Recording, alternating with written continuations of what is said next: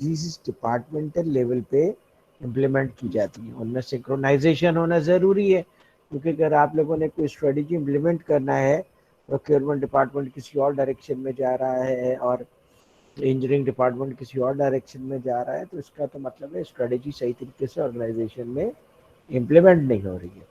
तो इसलिए आप लोगों को मैं थोड़ा सा बिजनेस स्ट्रेटजीज का आइडिया दे देता हूँ। और आप में से जिन लोगों ने एमबीए किया हुआ है, उन्होंने शायद अपने स्ट्रेटेजिक मैनेजमेंट के कोर्स में बिजनेस स्ट्रेटजीज पढ़ा भी होगा, तो ये अब उनके लिए थोड़ा सा अच्छा रिवीजन है ये।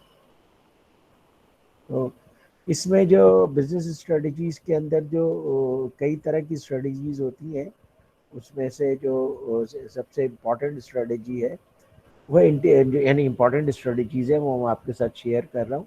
सबसे पहली स्ट्रेटजी कहलाती है इंटीग्रेशन स्ट्रेटजीज। इंटीग्रेशन स्ट्रेटजीज वो स्ट्रेटजीज होती हैं जिसमें आप इंटीग्रेट करते हैं डिफरेंट फंक्शंस को।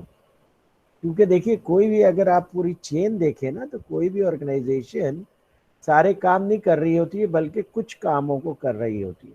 तो हो सकता है कि आप चाहें कि मैं बाकी काम भी कर लूँ, तो आपके लिए ज़्यादा बेहतर हो जाएगा। तो उसके लिए फिर आप इंटीग्रेशन स्ट्रेटजी पे जाते हैं। तो इंटीग्रेशन स्ट्रेटजीज में एक स्ट्रेटजी है फॉरवर्ड इंटीग्रेशन।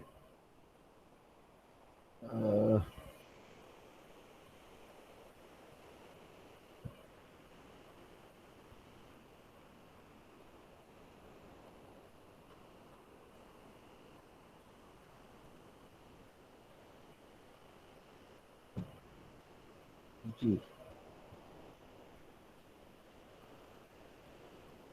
अच्छा जनाब।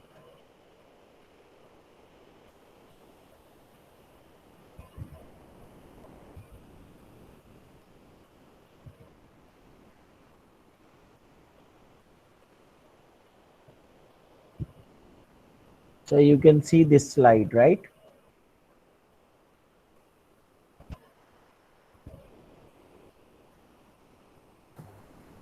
जी सर। गुड। बस ये एक स्लाइड है जो मैं आप लोगों को पढ़ाऊंगा। सबसे पहले ये इंटीग्रेशन स्ट्रेटजीज। इंटीग्रेशन स्ट्रेटजीज क्या मतलब है कि देखिए, अगर आप किसी सप्लाई चेन को देखें, तो कई सारे बिजनेसेस होते हैं जो एक दूसरे के साथ रिलेटेड होते हैं। आपका सप्लायर होता है, सप्लायर मैन्युफैक्चरर को प्रोवाइड करता है, मैन्युफैक्चरर रिटेलर को प्रोवाइड करता है, रिटेलर प्रोडक्ट को सेल करता है। अच्छा, बाज़ औक़ात ऐसी चीज़ें हो जाती हैं जिसकी वजह से आप अस्सलाम वालेकुम सर। वालेकुम, क्या हाल है सर जनाब? प्लीज स्पीकर की आवाज़ बढ़ा लें। अच्छा, स्पीकर की आवाज़ कर रहे हैं, सॉरी। ओके। तो थैंक बाज़ यू। औक़ात, यू आर वेलकम। बाज़ औक़ात, शुक्रिया, तवज्जो दिला दिया आपने, अच्छा किया। तो बाज़ औक़ात ऐसा होता है कि फॉरवर्ड इंटीग्रेशन जब आप जब देखते हैं आप कि जनाब ये जो अपॉर्चुनिटी है, आपका जो रिटेलर है वो बहुत ज़्यादा प्रॉफिट कमा रहा है, ठीक है? तो आप क्या कहते हैं, आप क्या करते हैं कि आप कहते हैं कि जनाब मैं रिटेलर का फंक्शन खुद कर लेता हूँ, क्यों रिटेलर इतना प्रॉफिट कमाए? तो ये कहलाता है फॉरवर्ड इंटीग्रेशन।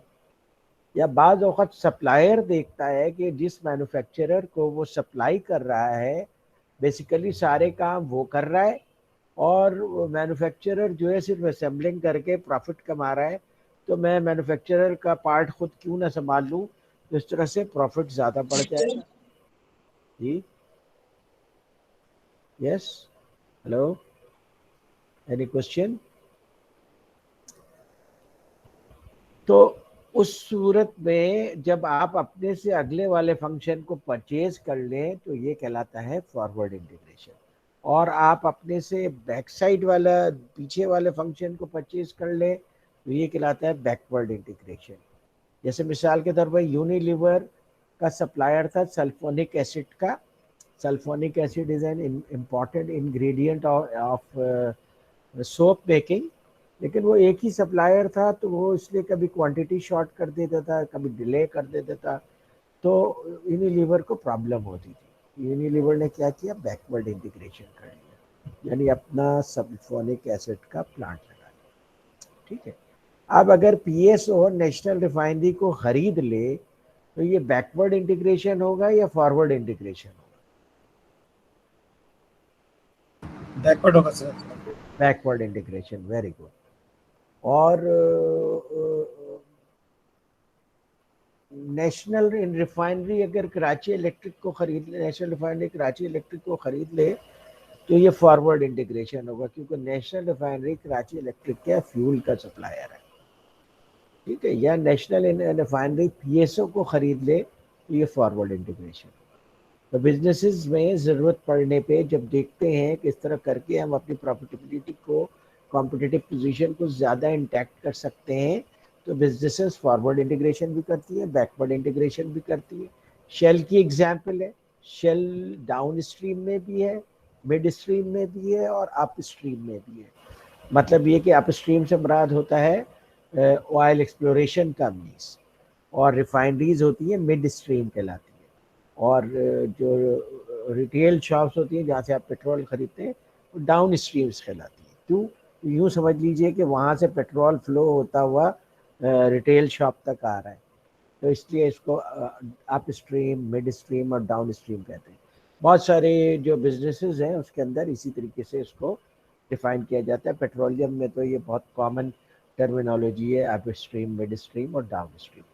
तो अब अगर फर्स्ट तो शेल ने जो है वो रिटेल में भी है, उसके बाद रिफाइनरी भी है और शेल एक्सप्लोरेशन में भी है। तो इसने फॉरवर्ड इंटीग्रेशन भी किया हुआ है, बैकवर्ड इंटीग्रेशन भी किया हुआ है। तो ऐसे बिजनेस को वर्टिकली इंटीग्रेटेड बिजनेस कहते हैं, इसको कहते हैं वर्टिकल इंटीग्रेशन। और इसकी सबसे अच्छी एग्जाम्पल है पाकिस्तान में टेक्सटाइल। जब टेक्सटाइल में बुरा वक्त आया तो कोई डाइंग करता था, कोई स्टिचिंग करता था, कोई वीविंग करता था, कोई जिनिंग करता था, सब प्रॉफिटेबल थे, करते थे अलग अलग काम। लेकिन जब इनके दरमियान जो है बिजनेसेस कम हो गया इनका, तो फिर अलग यूनिट्स के लिए सरवाइव करना मुश्किल हो गया। तो फिर इस तरह के बड़े बड़े यूनिट्स बन गए, जैसे गुल अहमद बन गया। Gul Ahmed vertically integrated unit है। Why Gul Ahmed is vertically integrated unit? क्योंकि वो कॉटन खरीदता है, उसकी जेनिंग करता है, फिर वीविंग करता है, फिर फैब्रिक बनाने को क्या कहते हैं यार, भूल गया। तो फैब्रिक बनाता है, फिर उसकी प्रिंटिंग करता है, फिर उसकी जो है वो कटिंग करता है, स्टिचिंग करता है, और उसके बाद आइडियाज में बेचता भी है। तो ये पूरा वर्टिकली इंटीग्रेटेड यूनिट हो गया, कॉटन से लेकर के यहाँ तक। जैसे अब बहुत सारे जो डेयरी फार्म्स वाले हैं वो अपना मिल्क प्लांट भी लगा रहे हैं, ये क्या कर रहे हैं, फॉरवर्ड इंटीग्रेशन कर रहे हैं। ओके, तो इसमें फॉरवर्ड इंटीग्रेशन भी बिजनेस में भी होता है, बैकवर्ड इंटीग्रेशन भी होता है, और जब सब हो रहा हो, फॉरवर्ड भी बैकवर्ड भी, तो उसे हम वर्टिकल इंटीग्रेशन। और जब आप अपने कॉम्पिटिंग बिजनेस को परचेज कर लें तो इसको कहते हैं हॉरिजॉन्टल इंटीग्रेशन। जैसे पीएसओ शेल को खरीद ले या ये सरीन एयरलाइन को खरीद ले, तो ये हॉरिजॉन्टल इंटीग्रेशन कहलाएगा। ठीक, ये समझ में आ गया आपको? ये नहीं आया? जी सर, आ जी गया। सर, जी सर। तो ये बिजनेस स्ट्रेटजीज होती हैं। अब आप पूछेंगे कि भाई इसका परचेज डिपार्टमेंट से क्या ताल्लुक? परचेज डिपार्टमेंट से ये ताल्लुक है भाई कि जब आपने फॉर एग्जांपल हॉरिजॉन्टल इंटीग्रेशन किया, तो आपने अपनी जैसी एक और कंपनी को खरीद लिया, तो आप अपनी परचेज भी देखेंगे, अब उस कंपनी की भी परचेज देखेंगे। आप परचेज डायरेक्टर है, अब उस कंपनी के परचेज मेथड्स डिफरेंट है, आपके परचेज मेथड डिफरेंट है। कुछ आप अपनी प्रैक्टिसेस देखेंगे कि अच्छी हैं, वो वहाँ इम्प्लीमेंट करेंगे, कुछ वहाँ की प्रैक्टिसेस अच्छी हैं, अपने यहाँ इम्प्लीमेंट करेंगे, इसको सिंक्रोनाइज करेंगे। आप दो डिफरेंट मेथड्स नहीं चला सकते, अल्टीमेटली आप उन्हें सिंक्रोनाइज करते। जैसे कि अटक रिफाइनरी ने नेशनल रिफाइनरी को खरीदा, उसके बाद उन्होंने क्या किया, नेशनल रिफाइनरी के मेथड्स डिफरेंट थे परचेज के, अटक रिफाइनरी के डिफरेंट थे परचेजिंग के मेथड्स, उसको उन्होंने सिंक्रोनाइज किया। तो ये चैलेंज आ जाता है हर डिपार्टमेंट के ऊपर, और परचेज के ऊपर भी आता है। इसी तरीके से अगर आप वर्टिकली इंटीग्रेट कर लेते हैं, तो मिसाल के तौर पे आप पहले तो सिर्फ कॉटन खरीदते थे, अब आप जो है वो बाकी और बहुत सारी चीज़ें खरीदेंगे, क्योंकि आगे वर्टिकल इंटीग्रेट होता होता ये तो रिटेल तक चला गया है। तो फिर आपके चैलेंजेस डिफरेंट हो जाते हैं, आपको एक डिफरेंट लेवल ऑफ एक्सपर्टीज की ज़रूरत होती है। तो जब आप देखते हैं कि आपके टॉप के ऊपर ऑर्गेनाइजेशन में कोई नई स्ट्रेटेजी आ रही है तो आपको भी अपने आप को उसी हिसाब से ओरिएंट करना पड़ेगा। उसके बाद इंटेंसिव स्ट्रेटेजीज कहलाती हैं। इंटेंसिव स्ट्रेटेजीज का ताल्लुक है दो चीज़ों से, मार्केट से और प्रोडक्ट से।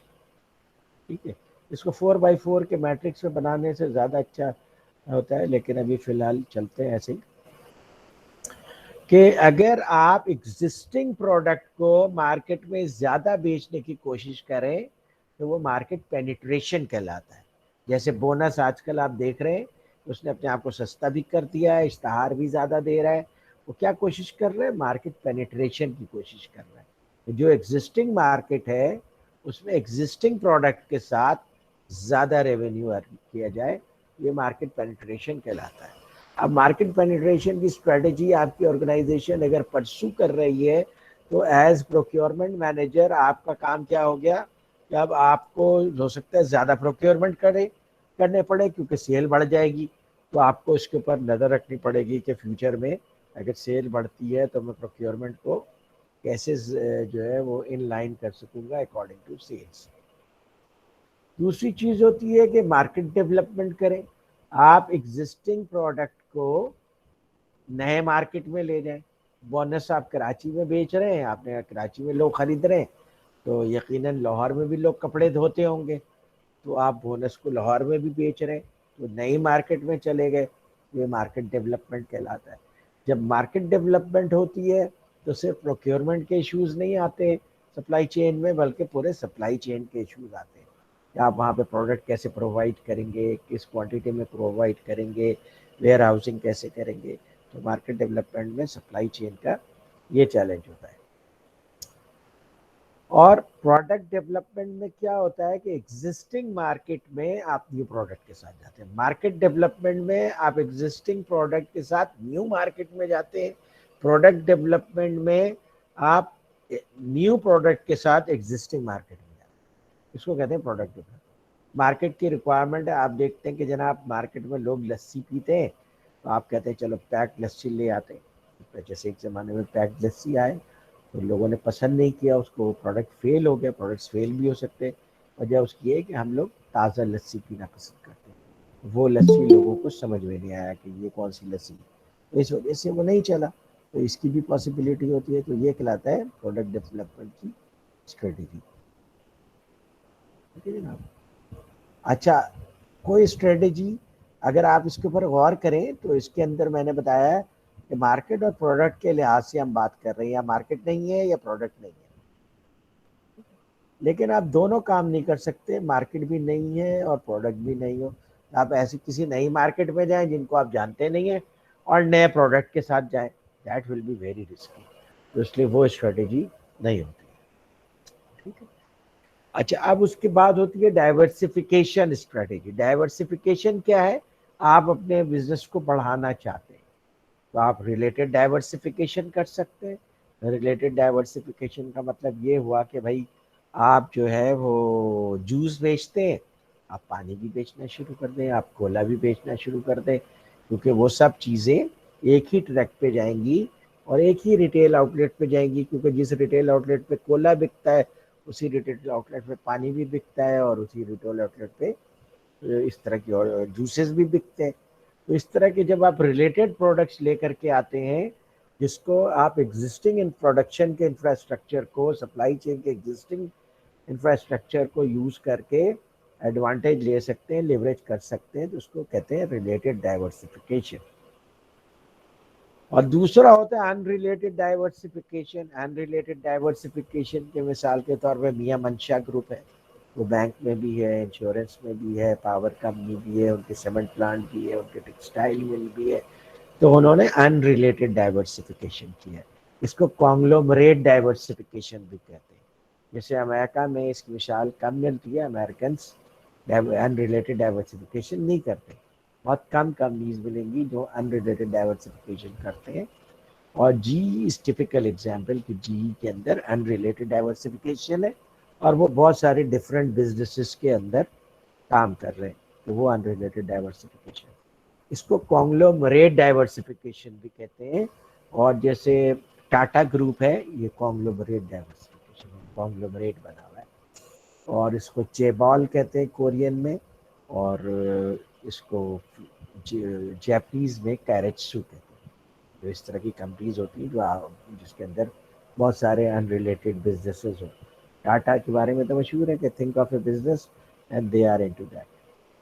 अच्छा, फिर कुछ कभी ऐसा होता है कि आपको डिफेंसिव हो जाना पड़ता है, बिजनेस के हालात ठीक नहीं है, आप जिस बिजनेस में हैं उसका डाउनफॉल आ रहा है।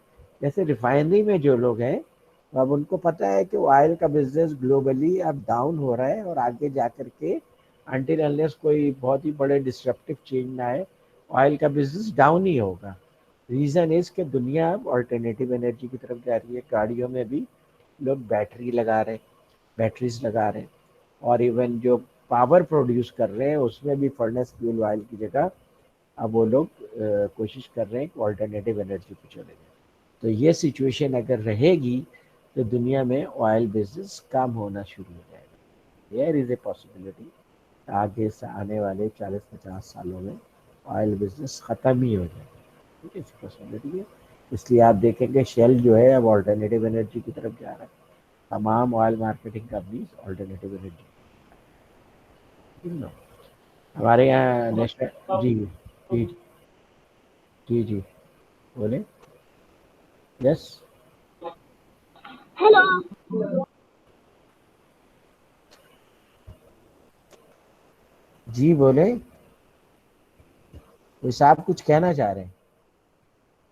हमारे यहाँ वो आरिफ हैं, जैसे he is from national refinery I think, और भी एक साहब हैं जो रिफाइनरी से हैं। तो आई थिंक दे अंडरस्टैंड कि इस फील्ड में क्या थ्रेट चल रहे हैं। अब दुनिया ऑल्टरनेटिव एनर्जी की तरफ जा रही है, तो इसकी। तो पाकिस्तान रिफाइनरी। हाँ, पाकिस्तान रिफाइनरी से, राइट। तो आप लोगों को तो पता है ना, दुनिया अब ऑल्टरनेटिव एनर्जी की तरफ जा रही है। तो एक ज़माने में जो ऑयल का बहुत बड़ा लोग समझते थे कि बड़ी अच्छी फील्ड है, बहुत अच्छा काम है, इसके अंदर जो है वो करियर बड़ा अच्छा बन जाता है, अब वो सिचुएशन ऑयल में चेंज हो रही है। तो जब डिफेंसिव, ऐसी सूरत में आपको जब देखते हैं कि आपका बिजनेस कम हो रहा है, तो आप डिफेंसिव स्ट्रेटजीज पे आ जाते हैं। डिफेंसिव स्ट्रेटजीज में जो सबसे पहली स्ट्रेटजी है वो है रिट्रेंचमेंट। रिट्रेंचमेंट का मतलब होता है कि आदमी मोटा हो जाए तो क्या करे भाई, वॉक करे, एक्सरसाइज करे, कम खाना खाए तो फिट हो जाएगा, तो ज़्यादा अच्छा हेल्दी हो जाएगा।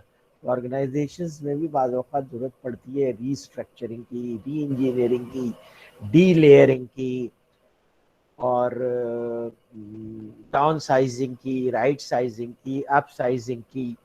तो ये कहलाता है रीट्रेंचमेंट। ऑर्गेनाइजेशन अपने जो एक्सेस एसेट्स हैं, या एक्सेस मैन पावर है, या एक्सेस रिसोर्सेज हैं, उनको डिस्पोज ऑफ कर दे और कम रिसोर्सेज के साथ काम करे, ताकि एफिशिएंटली काम करे। ये रिट्रेंचमेंट कहलाती है।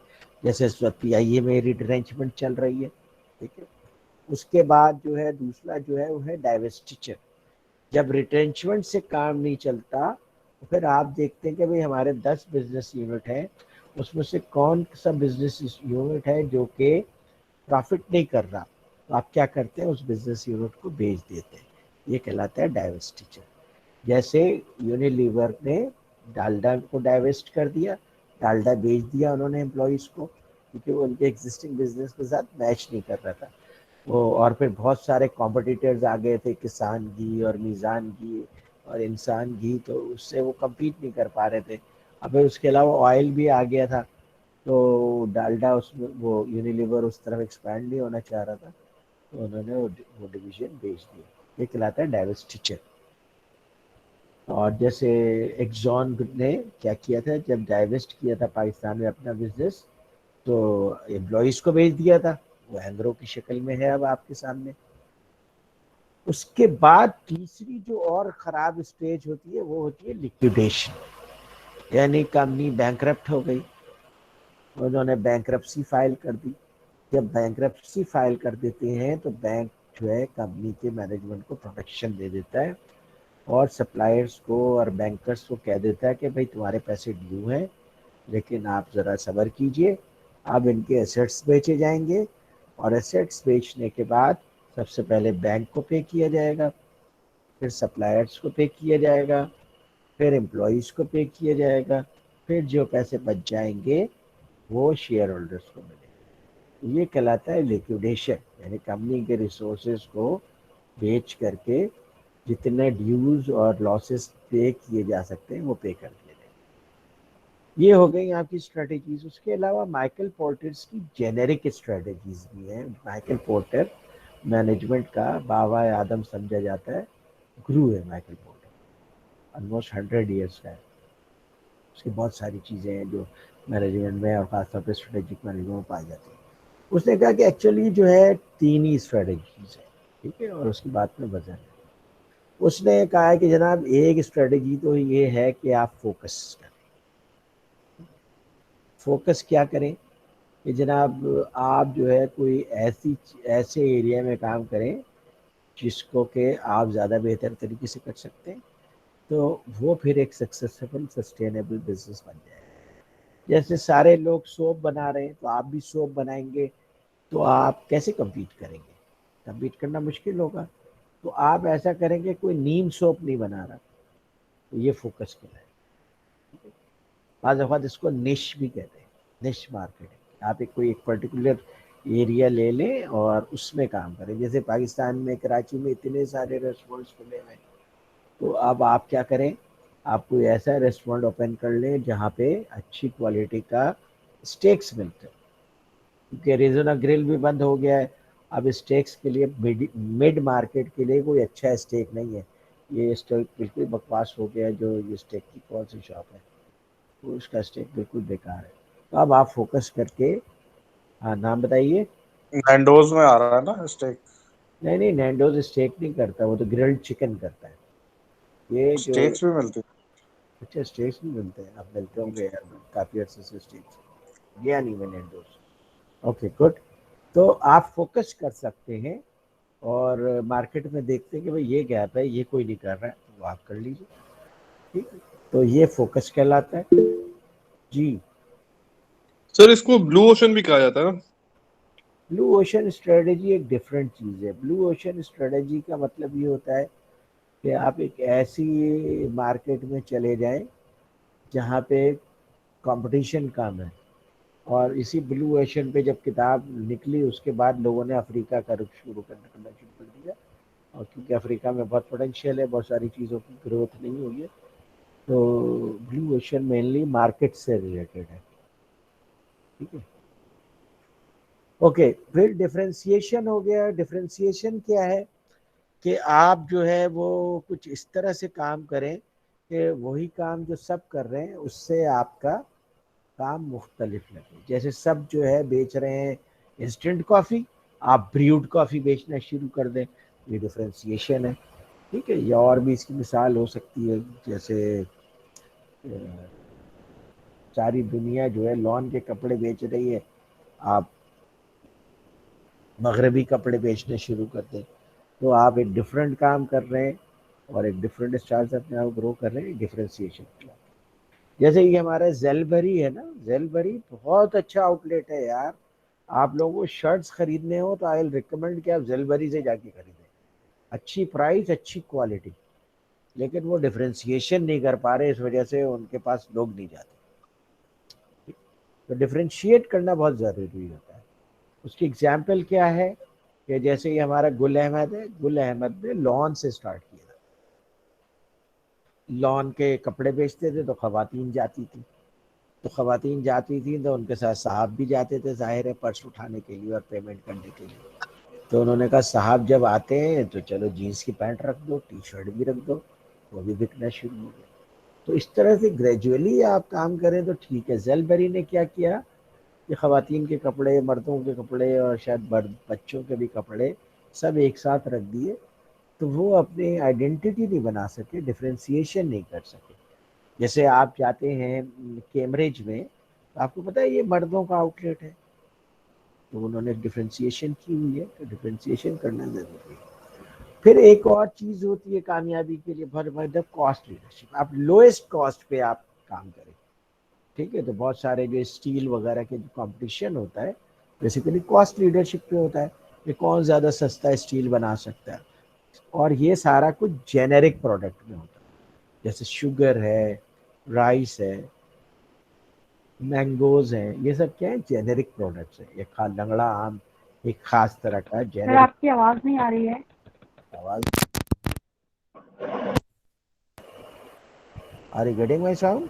नो, यस सर, आ रही है आवाज, सही आ रही है। आ रही है। तो कॉस्ट लीडरशिप का मतलब आ रही है सर, आ रही है। आज ठीक है, आ रही है तो अच्छी बात है। कॉस्ट लीडरशिप का मतलब होता सर है, आपकी आवाज नहीं आ रही है। Zehra Jabeen, there is some problem with you I think. बाकी लोगों को आवाज आ रही है? हेलो? यस सर, आपकी आवाज आ रही है, बिल्कुल क्लियर है। राइट, यस सर, आपकी आवाज आ रही है।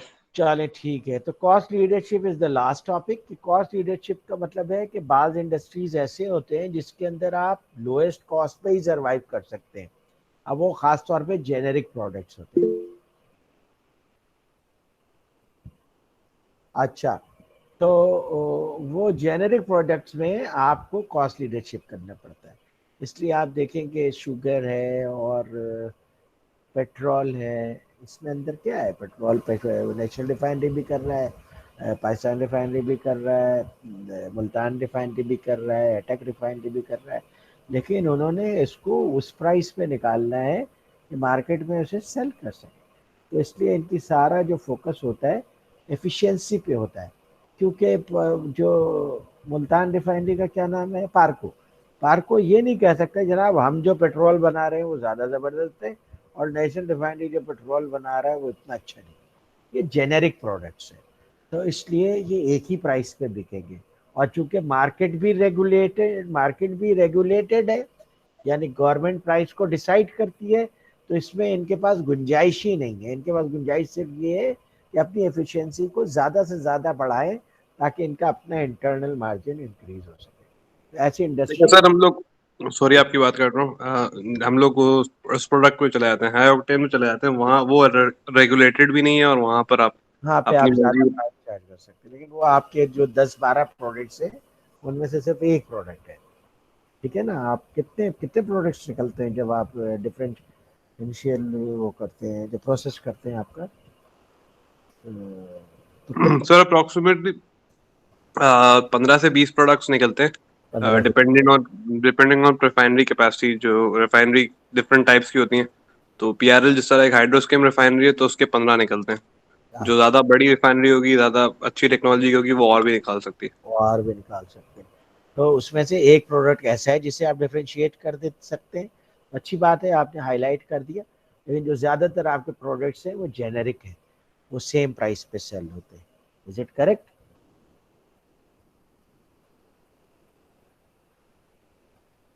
ओके जनाब, तो थैंक यू वेरी मच। ये मैं आप लोग को चाह रहा था कि ये ज़रा सा मैं आप लोगों को समझा दूँ, सिखा दूँ, क्योंकि ये इंशाल्लाह काम आएगा। मैं आप लोगों को ये शेयर भी कर दूंगा ये स्लाइड, ठीक है? और इसको आप किसी भी बिजनेस बुक पे इसे पढ़ भी सकते हैं आप।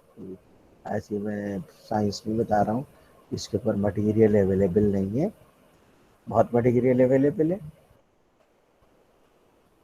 ठीक है जनाब?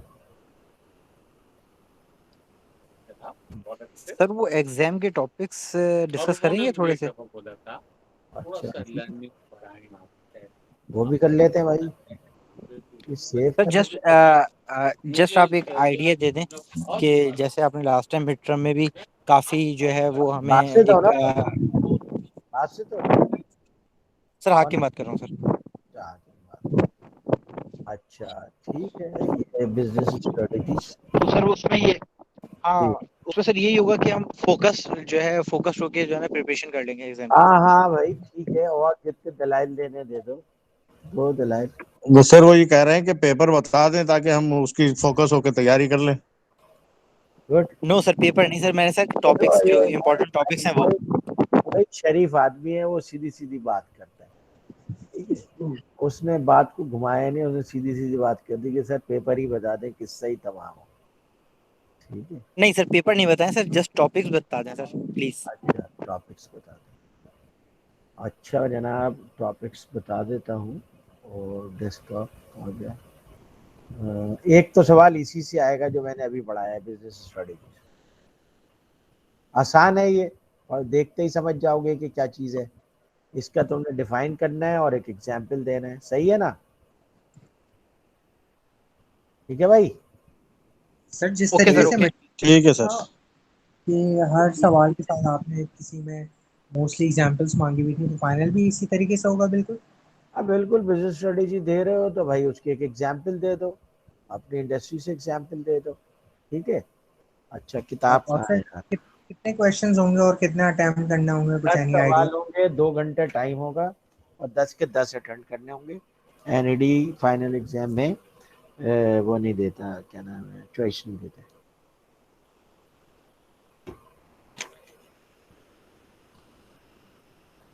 अच्छा भाई, यार ये ऐसा सर कर लो कि मुझे आधा घंटा दे दो, मैंने पेपर नहीं बनाया, पेपर बना लेता हूँ, फिर मैं तुम लोगों को टॉपिक व्हाट्सएप कर दूंगा। ये ठीक ठीक है है? सर। ठीक है sir. Okay sir, okay sir, तो नोटेड। ज़्यादा बेहतर रहेगा, वरना फिर मैं भूल जाऊंगा, उसके बाद तुम लोग मुझे गालियाँ दोगे कि सर, अच्छा मैं रिकॉर्डिंग तो बंद करूँ यार, कि सर ये आपने ये बताया था और ये कर दिया और ऐसा हो गया और वैसा हो गया और नहीं हादसा सर, हो गया। सर तो प्लीज